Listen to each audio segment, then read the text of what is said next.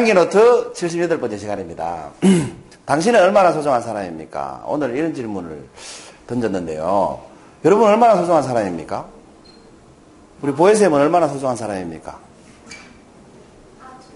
아주 소중한 사람. 아주 말고 뭐 이렇게 다르게 대답할 수 있는 분. 하늘만큼 땅만큼. 하늘만큼 땅만큼 소중하십니까? 굉장히 소중하네요. 우리 기한쌤은 얼마나 소중한 사람입니까? 예? 엄청나게? 아주 엄청나게 하늘만큼 땅만큼. 그러시군요. 한번 생각해 보시기 바랍니다. 들으시면서. 여러분 백도대간이라고 들어보셨어요? 이 지리산에서 백두산까지 이어져 있는 산 능선을 백도대간이라고 해요. 이 모양으로 보면 요 그래프 지나가죠. 요게 백도대간이라는 능선입니다. 이게 총 길이가 1400km 정도 돼요. 남한에, 북한은 못 가잖아, 백두산이니까. 북한은 못 가고 남한에 있는 능선 길이가 716km입니다. 그래서 이 지리산에서 설악산까지 가는 것을 우리나라에서는 백도대간 종주한다 이렇게 얘기합니다. 설악산까지 가는 걸. 그 이상은 못 가니까. 제가 이 1992년도에 날짜들 기억합니다. 7월 11일 날 배낭을 45kg짜리를 메고 백도대간 종주를 하려고 출발을 했다는 거 아닙니까? 대구 서부정류장에서. 어떻게 45kg인 줄 아냐 하면 서부정류장에 거기 저울 있더라고, 큰 게. 그 저울에 배낭을 올려보니까 45kg더라고. 웬만한 여자 한 명 업고 가는 거죠. 그때 제 등산 경력이 굉장히 화려했습니다. 팔공산 정상 한번 가본 게 다입니다. 미친 거죠, 완전히. 이런 게 이제 영웅심이라고 그래요. 갔다 오면 누가 영웅이 된다고 해가지고, 우리 산악회에서. 그래서 영웅 되려고 한 거예요. 첫날 엄청나게 후회했습니다. 화엄사로, 지리산 화엄사로 해가지고 올라가는데, 첫날 로타리 산장까지 올라갔거든요. 로타리 산장 맞죠? 거짓말 하나도 안 못하고 네 발로 기어갔습니다. 그러면서 계속 제가 졸랐던 얘기가 있습니다. 형님하고 둘이 갔거든요. 졸랐던 얘기가 있습니다. 나 굶을 테니까 좀 버리자. 신장이 정말 무겁잖아요. 그죠? 장비하고. 나눠서 이제 90kg인 거지, 형님하고 저하고.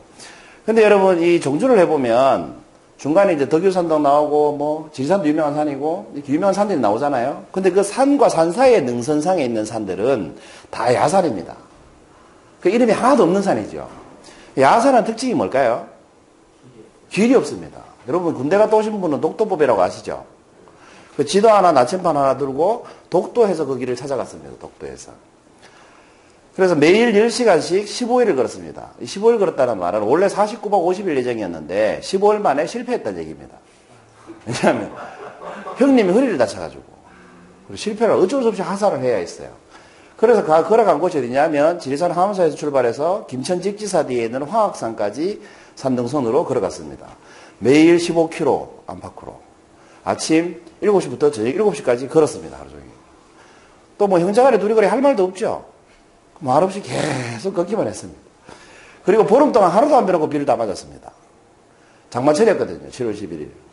지리산에서 비 오는데 비가 밑에서 오는 경우도 있어요. 구름보다 산이 높으니까.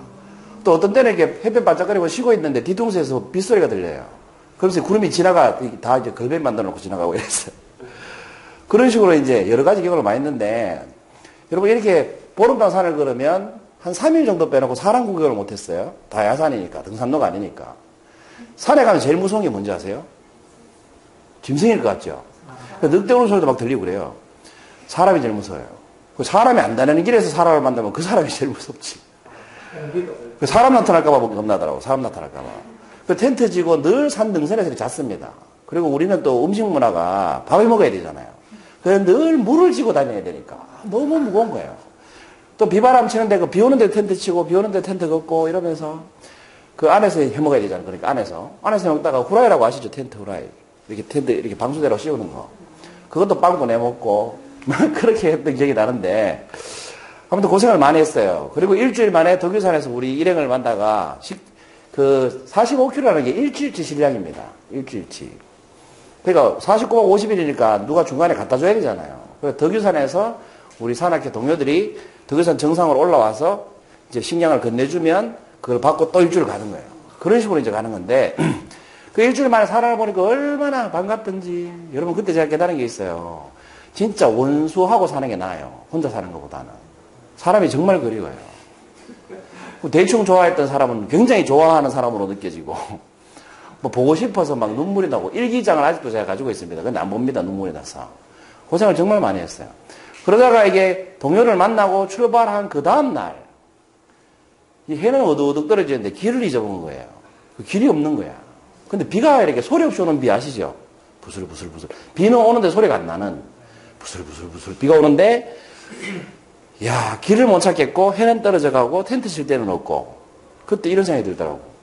내가 여기서 죽으면 내 시체가 언제쯤 발견될까? 왜냐면 이게 야산이니까. 사람 다니는 길이 아니니까. 시체가 언제쯤 발견될까? 이런 생각이 들었어요. 그리고 이제 나무에, 답답하니까 이제 나무를 타고 기어 올라갔어요. 기어 올라가서 이렇게 보니까 마을이 이렇게 보이더라고. 조그마한 마을이. 몇 가구가 안 되더라고요. 이 마을이 보이길래 이 마을을 향해서 직진으로 그냥 내려갔어요. 일단 살고 봐야 되니까. 내려가는데 보니까 넝쿨 있잖아요. 가시넝쿨. 가시넝쿨은 안 끊깁니다, 여러분. 근데 이게 비 맞으면 더 안 끊깁니다. 물 먹어가지고. 그래서 이제 배낭이 무거우니까 뒤로 돌아서서 내리막을 산을 등지고 뒤로 돌아서서 이렇게 막 무게로 막 끌고 내려가는 거예요. 그럼 안 끊기면 어떻게 돼요? 새총처럼 반동이 일어나가지고 튕겨가지고 앞으로 나와요. 안 끊기면 튕겨서 앞으로 자빠지죠. 앞으로 자빠지면 손을 짚잖아요. 손을 짚게 되면 전부 가시예요. 그래서 거짓말 하나도 안 버텨요. 손바닥에 지문이 하나도 없었어요. 이 깨를 이렇게 우리가 왜 세숫대에 이렇게 놔두고 손으로 탁 짚으면 점이 막 박히잖아요. 그런 식으로 온 손바닥에 가시가 찔려가 빼고 나면 까만 점 남잖아요. 온 손바닥이 가시였어요. 거짓말 하나도 안 버텨요. 소리 붙질 않았어요. 이렇게. 이것밖에 안 됐어요. 부어가지고 퉁퉁 부어가지고. 그래서 그렇게 해가지고 겨우 그 마을로 내려갔지 않습니까? 다행히. 손에 내려가는 동안 가시에 끓여가지고 온 손목에 이렇게 긴 팔 입어야 되는데 반팔 입고 가가지고 핏자국, 이 가시가 이렇게 지나가면 이런 식으로 온 손목에 핏자국이 나고 그래서 마을에 겨우 도착했습니다. 그랬더니 이장님이라고 또 이렇게 자기 집에 그래도 재워준대요. 첫 만나요. 야, 그래서 한 열흘 만에 열흘 가까이 만에 그 사람 사는 집에 가서 텐트에서 안 자고 얼마나 좋던지. 그리고 밥을 해주시는데 그 밥이 얼마나 맛있던지요. 라면도 끓여주더라. 라면도 얼마나 맛있던지야. 정말 그렇게 맛있는 음식은 처음이었던 것 같아요. 그리고 이제 뭐 벨트 풀려고 하는데 손이 이렇게 안 잡히니까 이 벨트를 못 풀잖아, 바지를. 단추도 못 풀고. 그래서 이렇게 엄지손가락으로 이렇게 두 개 붙여가지고 막 겨우 풀고 막 그랬던 기억이 나네요.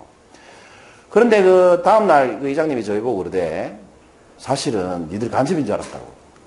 그래가지고 일부러 라면 끓여주고 밥 해주면서 붙잡아 놓은 거라고. 그 신혼조회 했다는 거 있죠. 왜냐하면 그 야산이고 등산로가 없는데 마을에 길도 없었어요. 마을로 들어오는 찻길이 아예 없었어요. 이제 찻길 공사를 하고 있더라고. 그 10가구 딱 살았어요. 그러니까 이 마을에는 등산복 입고 등산 배낭 메고 사람 올 일이 없는 마을인데 두 놈이나 덩치도 커나한 것이 내려오니까 간첩인 줄 알았대. 그래가지고 신혼조회, 간첩으로 오해받아 신혼조회도 당하고 막 그랬었어요. 그랬던 기억이 나네요. 그리고 그 마을을 이제 떠나서 논두렁에서 텐트를 치고 잔 적이 있어요. 논두렁에서 텐트를 치고 자는데 뭐 이게 아무튼 어쩌다 보니 그렇게 됐어요. 텐트를 치고 자는데 밤하늘에 은하수가 너무 예쁜 거 있죠. 여러분 이렇게 생긴 은하수 보신 적 있어요? 실제로? 시내에 사신 분들은 볼 일이 없죠. 여기는 이제 조금 완전 골짜기니까 굉장히 공기가 맑잖아요. 이 은하수를 직접 봤다는 거 아닙니까? 정말 이쪽 하늘 끝에서 저쪽 하늘 끝까지 이렇게 별이 다리처럼 쫙 이렇게 이어져 있는 거예요. 그런 걸 은하수라고 그러대. 이 은하수를 처음으로 봤습니다. 그 은하수를 보면서 제가 이런 생각을 했어요. 제가 중학교 2학년 때부터 계속 절에 다녔잖아요. 목탁을 4년 치고. 그러다 보니까 뭐 깨달음을 얻는 습관, 제가 그런 게 있다 그랬죠. 그래서 이제 은하수를 보면서 이런 생각을 문득 하게 됐습니다. 저 우주는 도대체 얼마나 클까? 이런 생각을 하게 됐어요. 여러분 우주가 얼마나 큰지 아십니까? 제가 보여드릴게요.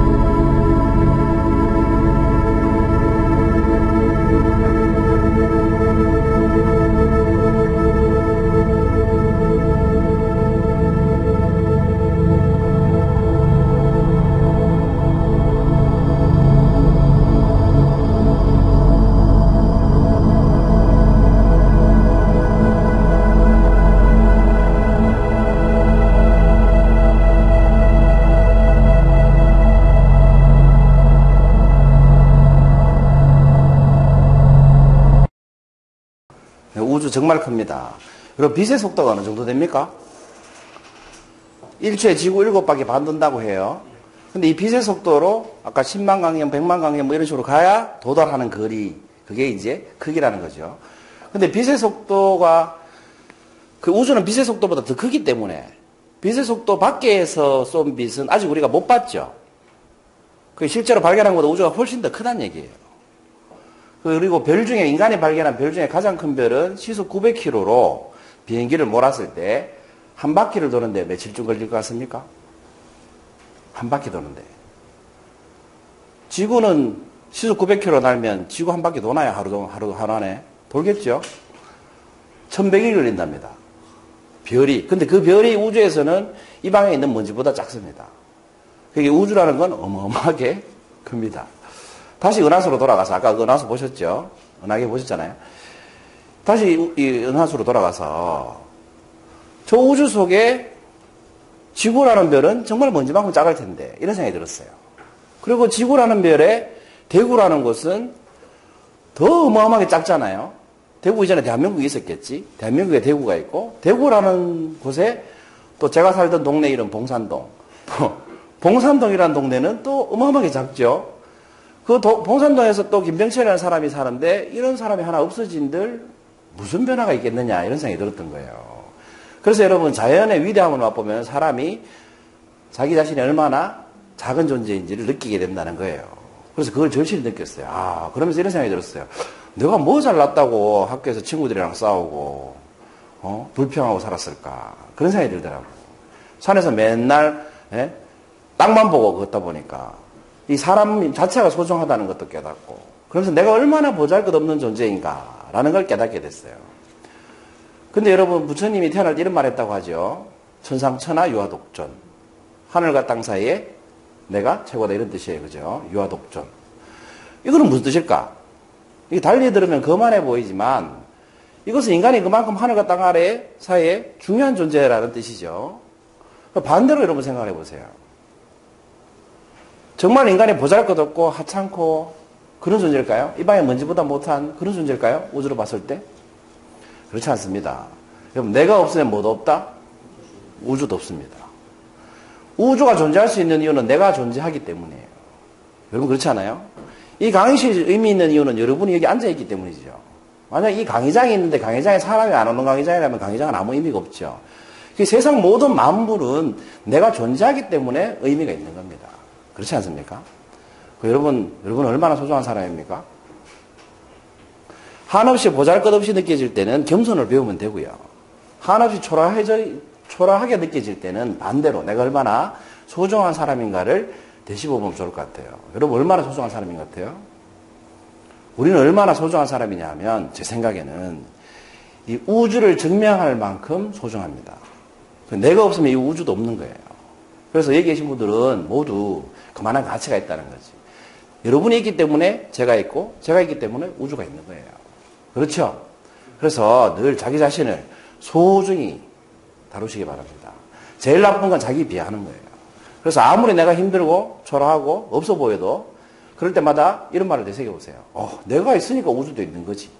이렇게 한번 말을 내뱉어 보시면 자기가 굉장히 소중하게 느껴지지 않을까 그런 생각을 해봤습니다. 여러분 78번째 향기노트입니다. 감사합니다.